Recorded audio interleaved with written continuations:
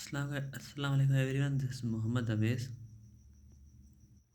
इस लेक्चर में हम पढ़ने जा रहे हैं एलएम कर्व। अब एलएम कर्व क्या है?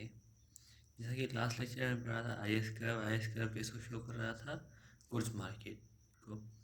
तो एलएम कर्व शो करेगा एसेट मार्केट को, यानी कि मनी मार्केट को। तो जैसे मैंने बताया था, मनी क्या है? मोस्ट लिक्विड एसेट्स जो होते हैं वो हमारे मनी होते हैं। यानी कि मनी की कैटेगरीज क्या है? मोड ऑफ पेमेंट हो, यानी कि हम वो देखकर कुछ भी गुड्स या सर्विस ले सकते हो।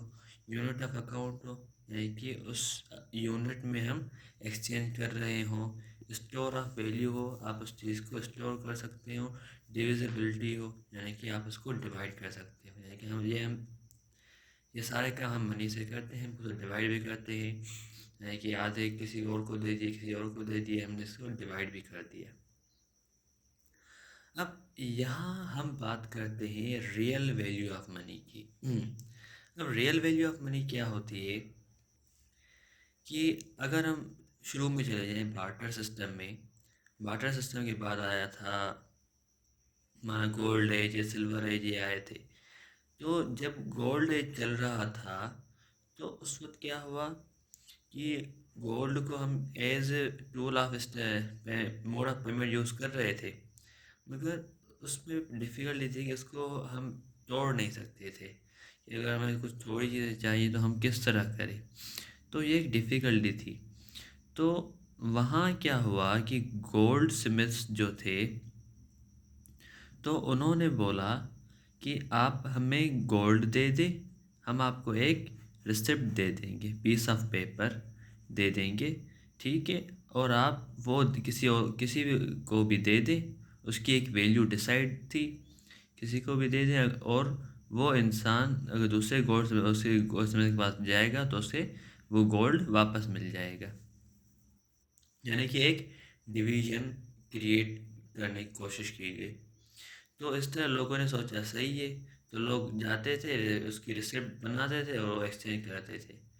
फिर बाद में लोगों ने सोचा कि हम रोज़ रिसिप्ट बना रहे हैं, ऐसा क्यों कर रहे हैं? तो उन्होंने एक ही बार में रिसिप्ट ले लेते थे और आहिस्ता आहिस्ता यूज़ करते थे। फिर जब अमेरिका इंडस्ट्रियलाइज्ड हुआ तो उस वो भी गोल्ड स्टैंडर्ड में चल रहा था। तो उन्होंने सबको बोला कि हमें गोल्ड में नहीं चाहिए पेमेंट, हमें अपने डॉलर्स में चाहिए। अब डॉलर्स में चाहिए तो किस तरह होगा? वो बोलते थे पहले डॉलर लो, फिर हमें डॉलर्स में पेमेंट कर दो। तो इस तरह कुछ अरसा चला। उसके बाद अमेरिका ने बोला कि अपना सारा गोल्ड हमें दे दे और हम आपको डॉलर्स दे देंगे, और आप उसी में अपनी पेमेंट करते जाइएगा। तो सबने बोला सही है। तो यानी कि सारा गोल्ड चला गया अमेरिका के पास, हमें मिल गए डॉलर्स। अब डॉलर्स जब हमें मिले तो हम डॉलर्स की के मुकाबले हमने अपनी करेंसी प्रिंट करना फिर शुरू कर दी। अब जब हमने अपनी करेंसी प्रिंट की तो सपोज जब हमने पाकिस्तान आज़ाद हुआ तो तब तकरीबन हमें मिले थे 10 मिलियन डॉलर्स मिले थे। तो हमने उतने ही रुपीज़ छाप दिए। अब जितने डॉलर हमें मिले, हमने उतने रुपीज़ छाप दिए, तो क्या हुआ? डॉलर इक्वल हो गया रुपये के। जब 1947 में जब पाकिस्तान आज़ाद हुआ था उस वक्त डॉलर इक्वल था रुपीज़ के, ठीक है। और जब अब जैसे ही हमने रुपीज़ की ये किस तरह हमने छापा, अब जैसे जैसे हम ज़्यादा प्रिंटिंग करते जाएंगे पैसों की, तो क्या होगा? वो हमने 10 मिलियन से 15 मिलियन कर लिए, मगर हमें असली वैल्यू कितनी है उनकी? 10 मिलियन डॉलर है। तो क्या हुआ? यानी कि हमारा 1.5 बराबर बराबर हो गया 1 के, यानी कि इसकी वैल्यू कम हो गई, इसकी बढ़ गई। हमें हमारे बचपन में हमें हम जहन में यही सवाल आता था कि हम पैसे छापते हैं तो हम छाप कर बांट क्यों नहीं देते? यही वजह होती है, हम जैसे ही पैसे ज़्यादा ज़्यादा छापेंगे तो उसकी वैल्यूएशन डिक्रीज़ होती जाएगी, क्योंकि वो डिपेंड करता है डॉलर्स पर।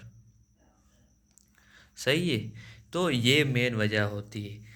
तो यहाँ हम पढ़ेंगे रियल बैलेंस, हम मनी डिमांड की। अब मनी डिमांड किस तरह है? एल इज इक्वल से एल डिनोट करती है मनी डिमांड को, एम डिनोट करती है मनी सप्लाई को। तो हम पहले पढ़ रहे हैं मनी डिमांड।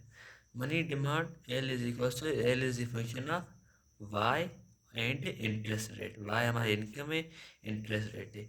अब मनी डिमांड का हमारे इनकम के साथ तो पॉजिटिव रिलेशन है, मगर हमारे इंटरेस्ट के साथ नेगेटिव रिलेशन है। ठीक है। तो मनी डिमांड का फंक्शन क्या बनेगा? एल इज इक्वल टू के वाई माइनस एच आई। ये स्लोप है। ठीक है, के स्लोप है, एच स्लोप है।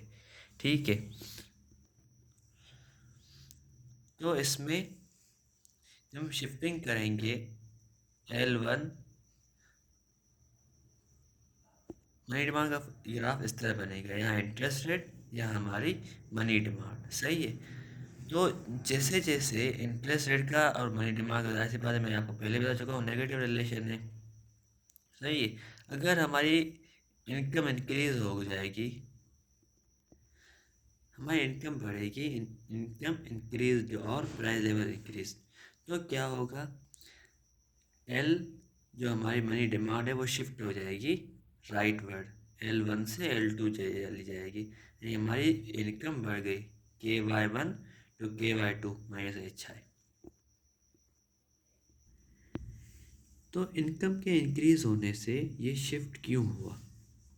अब देखिए, एक इनकम थी और वो एक हमने से डिपॉजिट की हुई थी, सेविंग थी हमारे पास, डिपॉजिट की हुई थी एक इंटरेस्ट रेट पर जिसका नेगेटिव रिलेशन है।